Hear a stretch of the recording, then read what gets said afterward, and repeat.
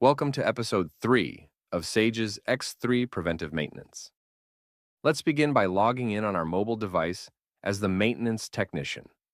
Once logged in, we can see our personalized landing page with a query at the top displaying our assignments and a visual process map below to help navigate the repair. First, let's focus on the query and drill into the top assignment. By selecting the top line, we are taken directly to the assignment. Here, we can briefly review the reason code and request description in the header. Below, we can see the asset and the scheduled start date. To the right, we can see the attachments and notes that were added as part of the request. And below, in the components grid, we can see that our manager has issued a pair of safety glasses to ensure our safety. As we continue to the tasks grid, we can see there are 3 tasks required for the repair. 1. The lockout tagout procedure by the safety team. 2. The actual repair. 3. The final inspection and release back to the production team. Today we will focus only on the repair task. However, we must first confirm that the safety team has secured the asset for repair by following the lockout tagout procedure. We can confirm this by reviewing the tasks grid at the bottom, where we can see that the line has been closed or completed by the safety team.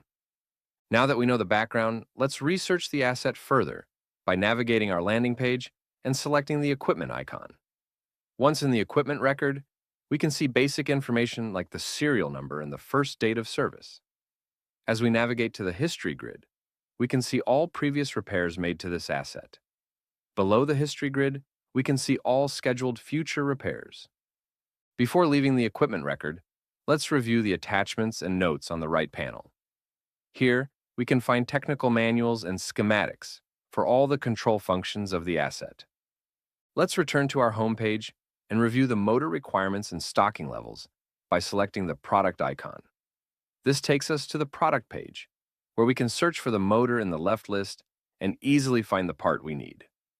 We can confirm our stocking levels for this part by selecting the Stock by Site function in the right panel, which confirms we have the stock to complete the repair.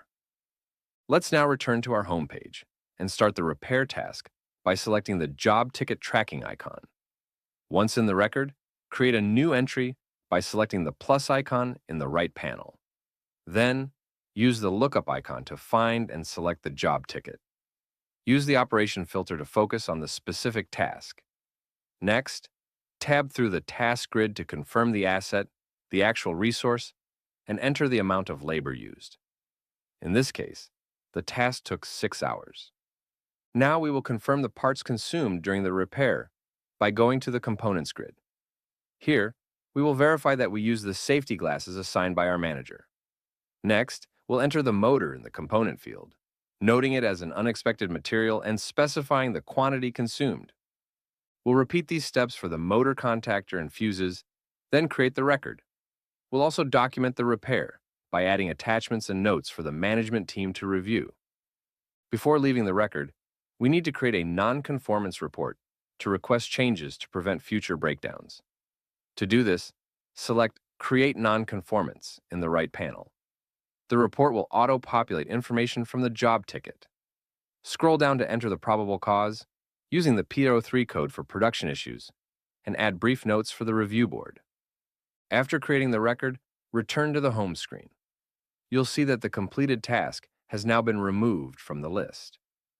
This concludes episode 3, where we reviewed how the technician completes a job ticket task.